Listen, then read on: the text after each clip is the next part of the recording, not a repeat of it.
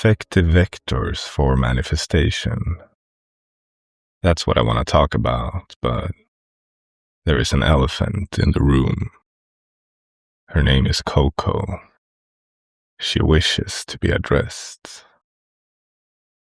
She represents this question: if thoughts create reality, if we can choose our experience here, then did the kids in war zones manifest that? Are you saying it's their fault? This is the problem of evil bundled in with questions of free will, the nature of mind, the meaning of life, and so on. I don't have all the answers to those questions. I can only try to remain humble, knowing that we are, indeed, given very different canvases to paint our life's art upon. I know that whatever I'm able to manifest or not, I've been playing life on easy mode. No war zones, no serious illness, enough money. Both can be true. We're not given the same type of opportunities and challenges. But still, within the limits of our worlds, we do have open fields to explore, experience, and express. And that's where the ideas around manifestation can help us. I know this is not a fully satisfying answer, so I have one more thing before we proceed, because I think when talking about this, it does matter. If we're serious about the path, we can't just ignore Coco and her questions. If you're actively pursuing truth, answers to the highest possible questions, information will be given to you on different levels. It is something like we need to have a certain skill to understand which level we're currently discussing on. We must be supple like leopards in our minds to be able to shift how to receive and use knowledge in this jungle of divine truth. A truth can indeed shift depending on if we talk about day-to-day matters or matters outside of time and space. It changes if I'm discussing my own situation or if I'm talking to a stranger. There is a reason Hermes has wings on his feet. Wisdom needs swiftness. I have found that so far, all truth needs to be held quite lightly. We must be willing to let go of each of them in order to go deeper into the mystery. Truth here is therefore different than truth in a scientific or rational sense. It is outside of language. So when talking about manifestation, which we will now do, don't treat this as political information or even philosophical. What I will present is only for you. Only for you. It is not for others, neither specific others or some vague picture of another you've painted in your mind. Receive this only for yourself. That is the way. At some other point, we can come back to the questions around the problem of evil and so on. This is one step of the journey, not the end of it. Coco, the elephant in the room, is happy. She's been fed and even made a sweater. If you find that questions of, well, how does this relate to, and some person who is not you right now, then just take a glance at Coco, happy, her trunk swinging. I hope this enables us to proceed wisely. Now, the art of manifestation is a certain type of magic. The most effective vectors I've found for it are: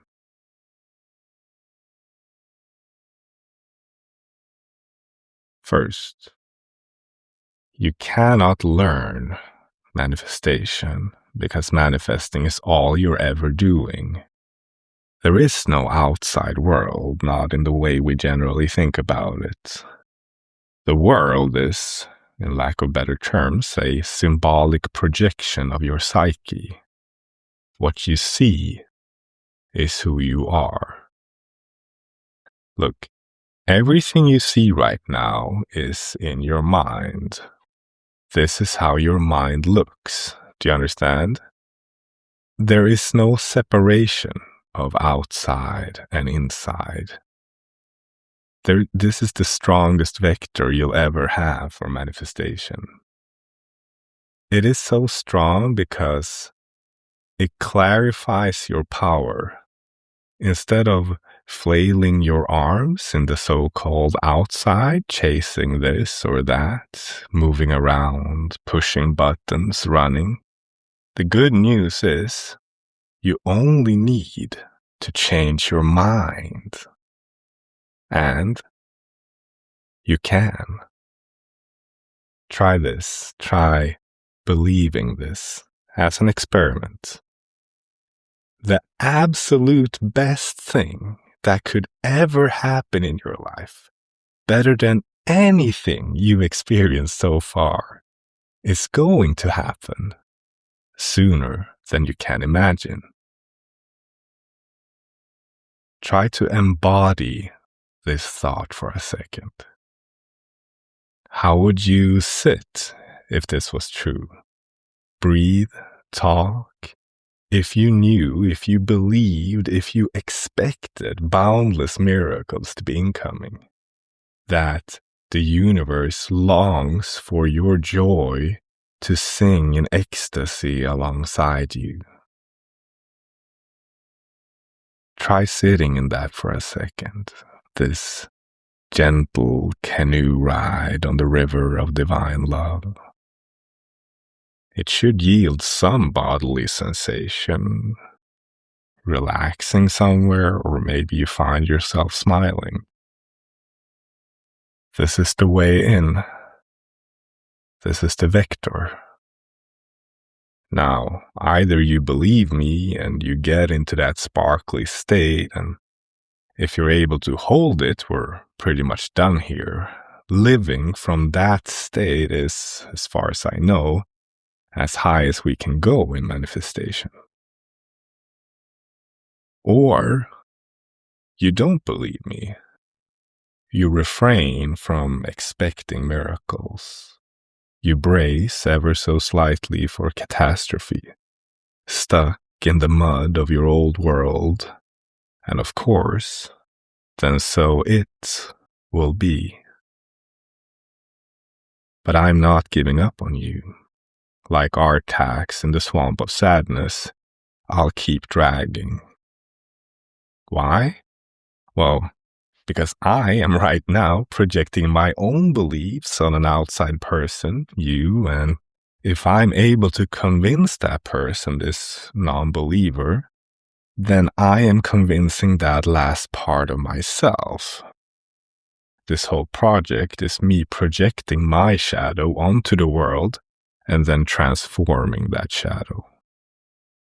It is all a selfish thing in the end, you see, but then again, the self is all there is.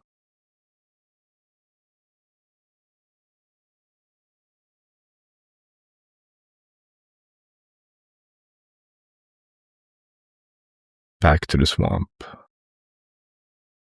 Can I make you believe that you can just relax and flow and all imaginable, extraordinary, magical things will happen? If so, press pause here and just flow on your merry way.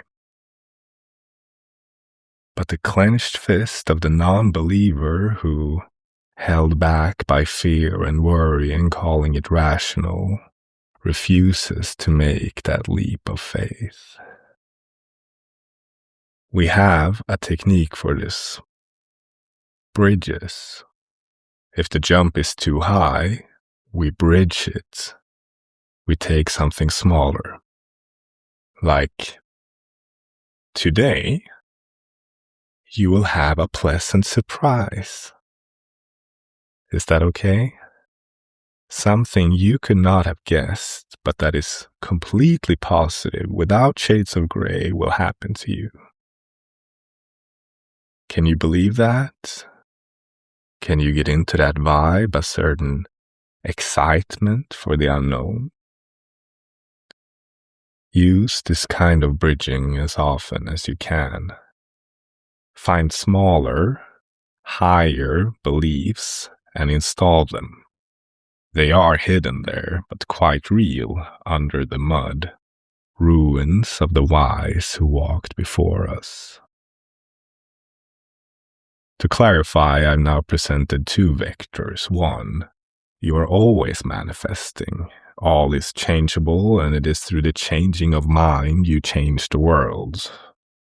Don't fight this. Two, if changing your mind is too hard, you can bridge your beliefs. Because believe, you need. It is not affirmations repeated that will change anything. It is your being.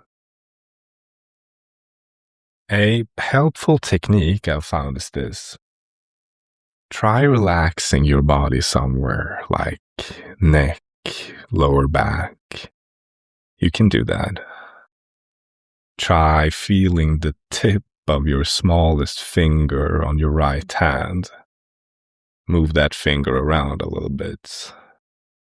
Now, imagine just like you can relax your body, you can relax the world. Don't question this philosophically or whatever, just take it in. There is no limit between you and the world, so you can relax the world just like you can relax a specific part of your body. Just do it. Ironically, this in itself will result in some additional bodily relaxation. Do what you will with that knowledge. Now, your point of power for manifesting is only with that which is in front of you. Don't waste too much energy on ghosts and fantasies. You might think that you need to know the path into manifesting something, that you need to follow certain steps. But no, that is causal thinking, and what we're dealing with here is, in a positive sense, a magical view of the world, unseen forces, and so on. In the present, your desire might seem far away, but it's not. The whole game is, whatever it is you wish to manifest, make your mind into that beautiful garden of love and roses and marble and joy, and stay there and watch the world unfold to mirror it.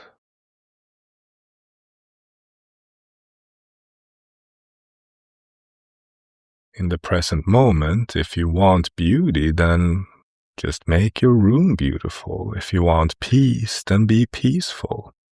If you want money in order to relax and be free, then relax and be free, and money will stream right in. This is the turning of the light around. Once you've made your mind heavenly and you're in that state, you need to stay there. Stay in the state of paradise, and I promise you, the world will change in front of your eyes. Doubt might still arise in mind. But if I get paradise, what about? So let's talk about abundance. I think it's often used in the wrong way. What it means to me is, there is no downside for others if you receive your blessings. It is not a zero-sum game. It only is if you're stuck in the 18th century material universe, that old idea that there would be a limit to joy. Imagine this, two people meet upon each other in a forest. One of them starts singing. They feels good. The other listens and enjoys.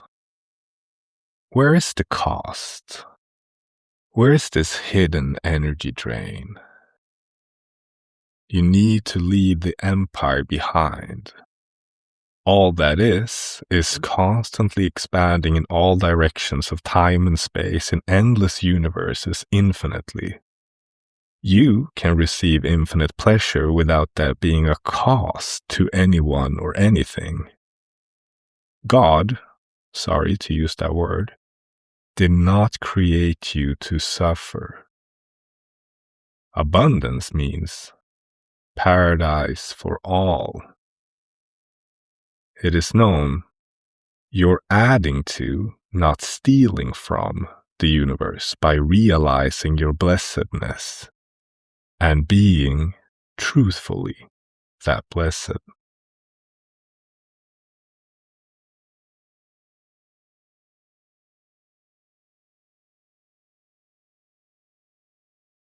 So these are the two new vectors. One, make your mind into paradise and watch the world become that. Start with the smallest possible circle and expand, expand, expand.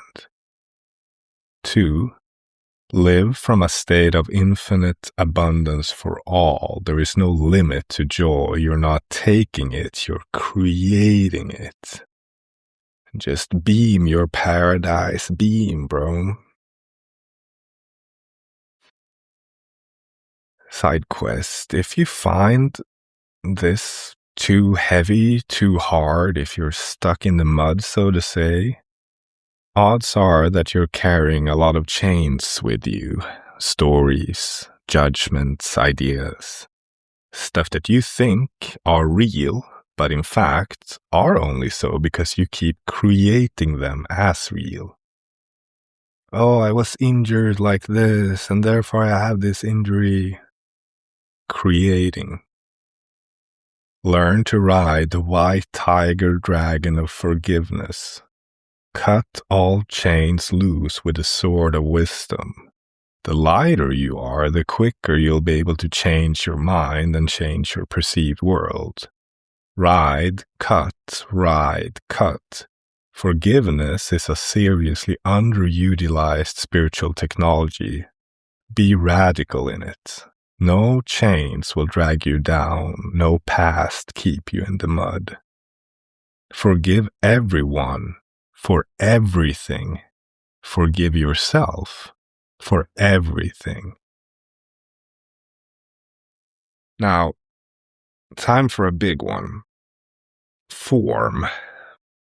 You think you need this or that specific form in order to experience this or that feeling tone.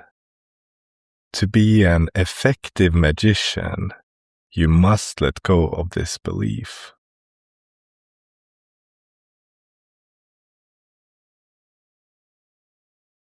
You don't need anything to experience anything. You can experience anything while having nothing. You are the perfect, formless void of divine consciousness. When desire arises in mind, it necessarily takes on form, as form is the symbolic language of thought.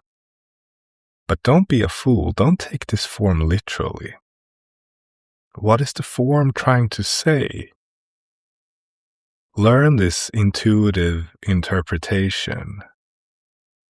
There is no need to put new words on it, just assume the posture of that being. Absorb that state. This is the big trick. You use the desire which has arisen in mind to shape your being, and then you let it go. I promise you, you don't want that. You want what that would give you.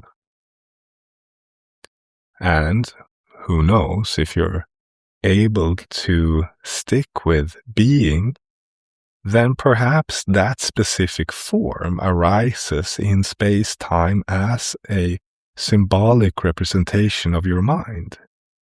It is the same thing. What we call the world is nothing but a venue for our mind to bring its creations upon. The more exciting part for me is like, if I stay in this being, in this state, in this frequency, let's see what plays out. This is a more rewarding way of being than, I need specifically this form, and if I don't get it, I'll be super disappointed and sad all the time. To be able to do this constantly is a very high state of magicianship. It is a very skillful mean, using desire as a clue, absorbing its underlying message and then staying in the present with that desired state as navigation.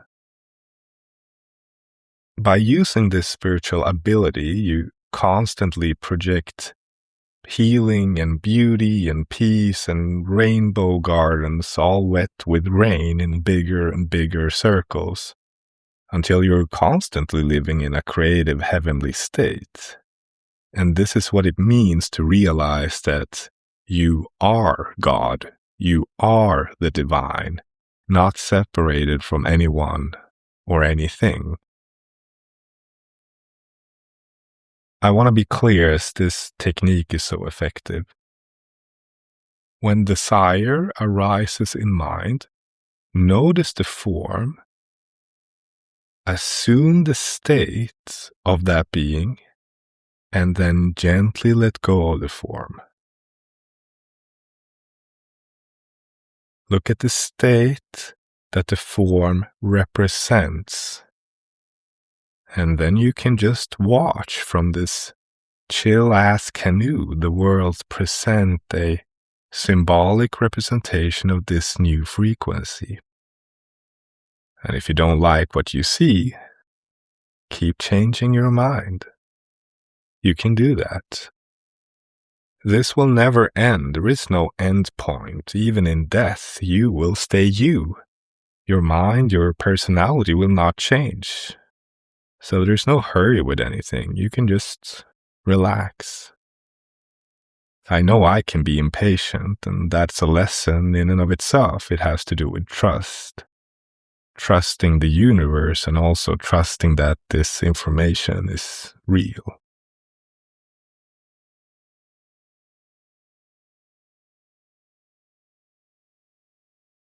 So-called obstacles will arise. They are either remnants of previous beliefs or showing us that we really don't believe. The alchemy is transform. Shit is fuel. The more skilled an alchemist you are, the more you can use anything that arises in mind and world to push you further on the path, until you find yourself walking on water, walking on the mud, carrying that light canoe and carrying on your back this well-dressed elephant smile on your face, beaming a rainbow of life itself from your heart, and you've become that dragon. It's a lot, but it all has to be said if we take the idea of manifestation seriously. That's what I believe. There is a reason most of the people you see with vision boards are not there, that they're not getting anywhere. Now I want to lay down for a bit, but I will leave you with one final cheat code. You might already know it, so see it as a reminder. Give to the world that which you desire. If you want money, give money away. If you long for people to express their attraction to you, then express your attraction to people. It doesn't have to be literal necessarily, but the general vibe is like this. Beam out that which you wish to beam in. That's magnetism. As we've talked about, the better you are at playing with language and symbols, the easier this will be. You can use colors, words, stones, movement, whatever. Project outwards, open channels, play in that major key, and the world will resonate. This works. Give away everything, and you will get even more. The path to paradise goes through realizing you're already there, waking up. The path to getting what you want lies in remembering. It is already yours. This is the game. Self, remembering, playing like children in a fantasy world. The game of joy, vitality, beauty, creation. And it all starts with what is in front of you right now.